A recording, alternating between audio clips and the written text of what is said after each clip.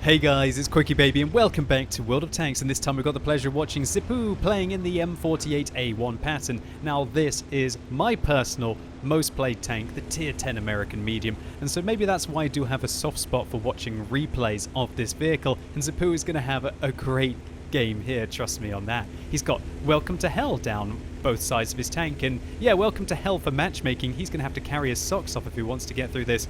And also, what's that, no smoking on either side of his vehicle?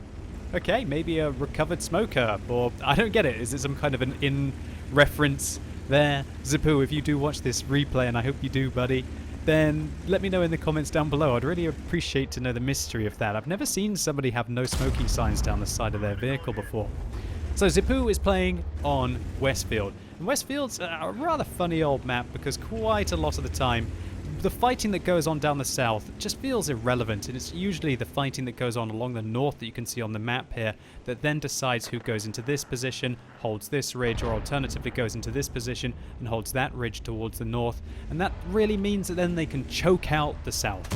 Now along the south of this map there are lots of locations where you've just got kill zones between here, and also on the other side. And so I think that's why the south part of the map usually turns into a bit of a stalemate.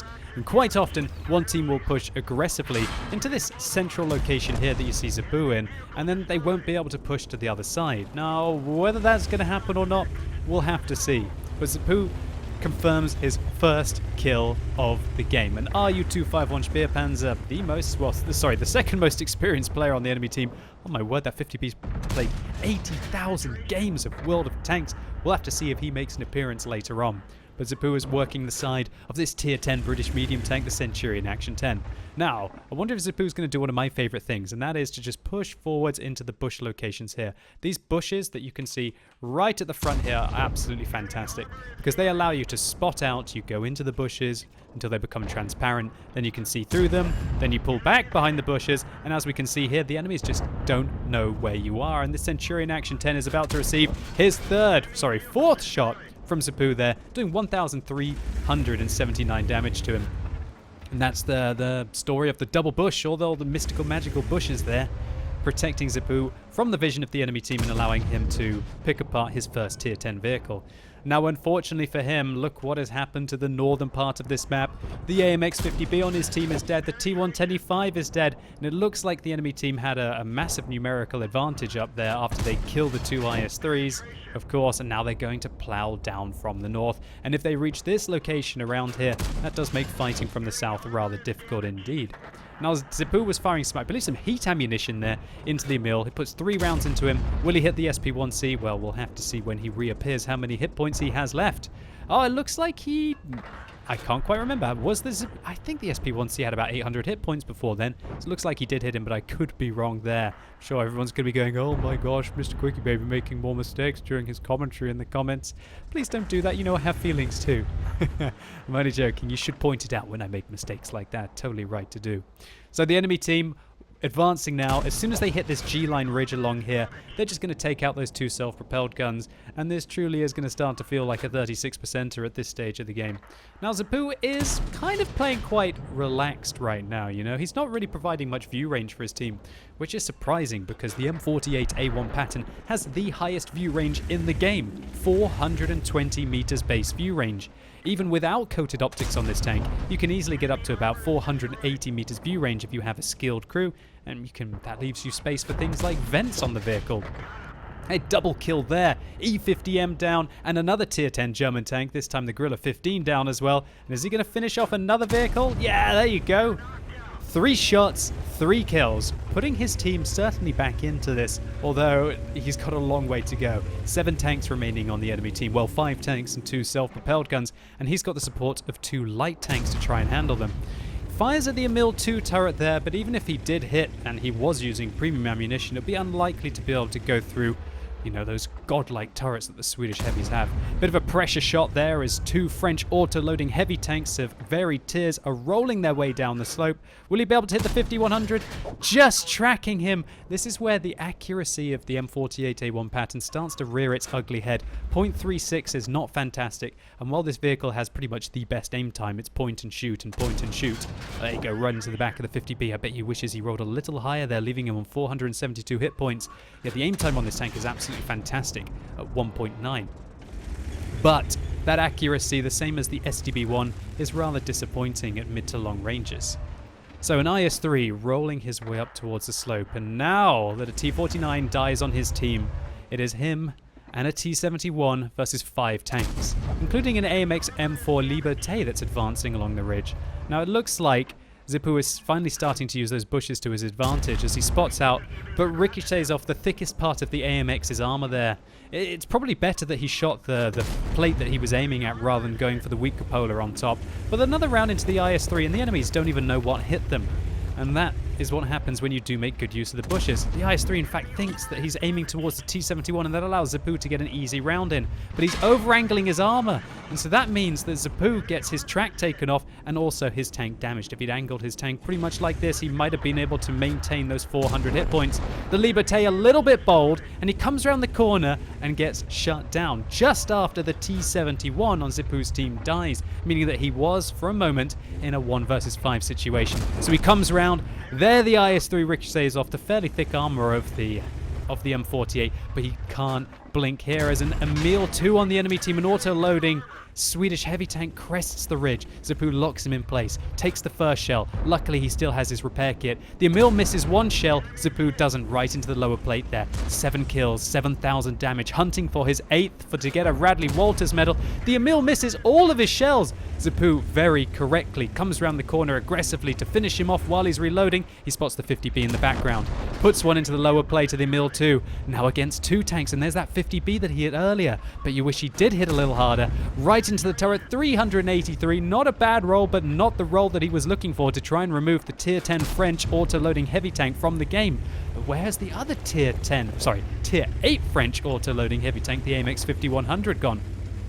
Zipuu crests the ridge to get back into the bushes. And there's the 5100, one into his back. Next shell misses. Now the 5100 has a 6-round 100mm auto-loading magazine, and so that means that he's still got 4 left, more than enough to remove the 649 hit points from Zipuu's M48A1 pattern. So he goes over here, spots the AMX 50B using the horrible cupola on top of the tank. The 50B misses, and Zipuu doesn't flinch to finish him off. You're talking, well, when I say cupola, more of a machine gun port on top of this vehicle, and that it makes it exceedingly difficult to work ridges against vehicles like this 5100 at the end. Now where is he? He's got to be fairly sneaky right now. Surely he doesn't want to just waltz out into the open. That'll be the ultimate opportunity for the 5100 to shoot him down. Now he did hit that 5100 earlier, but he didn't deal any damage to him. I bet you he's wishing he was now. And I think the 5100 is on about 1,200 hit points, so he's going to have to watch out for that, because that means, to all intents and purposes, he's going to have to shoot him 3 to 4 times, unless of course there is a fire on an ammo rack. So Zipuu decides that he wants to get out of that location, wants to try and find where the 5100 is. Maybe he's deciding to try and push towards the cap circle, but you know what, capping on this map is pretty much impossible. Never mind, there's the 5100 who was aiming towards his right to Zipuu's last known location. Zipuu puts one into him. The 5100 damages him. Now he's down to 338 hit points, but Zipuu returns fire, putting his second damaging round into the AMX 5100. Now down to 338 hit points. That means that the 5100 might be able to kill him if he rolls just over 10% high, because he does have 300 average damage. Zipuu misses his 3rd shot at the 5100, now with 490 hit points left, and so that means he's definitely going to have to shoot him twice more if he wants to take him out. Oh, into the ridge. Unfortunate. Zipuu now on 9 kills and 9,400 damage as he works his way up towards this graveyard that he created earlier. It's really neck and neck stuff right now. The jewels of an autoloader versus a non-autoloader. Oh my word, 5 hit points! Zipuu nearly having an absolute heartbreak at the end of the game there. And now it certainly is sudden death both tanks reduced to a guaranteed one shot if the other vehicle manages to penetrate them. And I just wonder, how many shells will that 5100 have left? Do you think he reloaded between engagements? Do you think he's running away now to reload? What is going through the minds of this 5100, who I must mention is a very skilled player on the enemy team? This is a duel of wits right now. Crests the ridge. Oh, I'm getting pretty nervous watching this. Oh, have I watched this replay before? Possibly. I don't know. Adding suspense. Will the 5100 appear over this ridge line? No, he doesn't. Maybe he does. Oh gosh. The M48A1 pattern, certainly not the fastest of tanks to try and cover distances like that. And as you mentioned on Westfield, there are a lot of kill zones available. So he's making his way down towards the cap circle, and the 5100 was trying to flank him yet again. Zipuu, again, in a rather tricky situation. Now, it's very good when his turret is situated like this, because it actually means that his machine gun port is slightly downslope, and so it's a much smaller target for the 5100 to be able to shoot. However, if he turns his tank to the left and goes up the ridgeline, oh, he sees a tree fall, he knows what the 5100 is doing. He goes up the ridgeline, but now his machine gun port is sticking up, and so that means the 5100 will easily be able to get a shot into the top of that machine gun port and be able to shut him down. Oh, where's he going? The 5100 doing a circle around Zipuu right now. This is some kind of war dance, and I think it's about to come to its crescendo. The 5100 coming round, slowly but surely, making a dash for it. Zipuu shuts him down with a great shot to the side of the tank.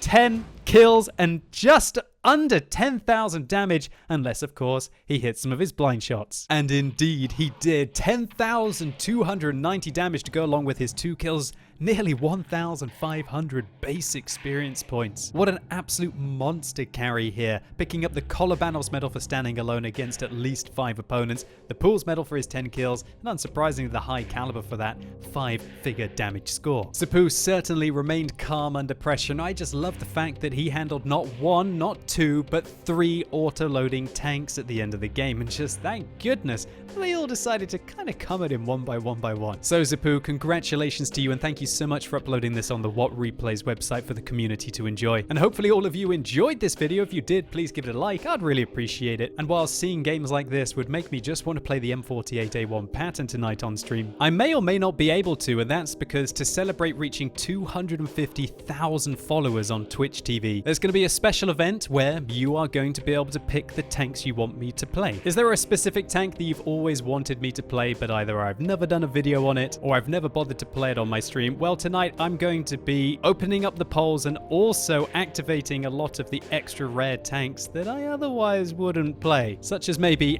this bundle of laughs. So if you're watching this video as it's released on Sunday, come along right now on twitch.tv/QuickyBaby, where from 6 o'clock in the UK and 7 o'clock from Central Europe, I'm going to exclusively be playing your poll tanks. And you know what? If you want me to play artillery, then there'll even be a possibility of that. And while I hope you tune in right now, if you can't make it and you are a follower on the Twitch stream, just a massive thank you. 250,000 followers on Twitch TV. That's absolutely crazy. And as always, thank you so much for watching. You've been epic, and hopefully I'll see you soon.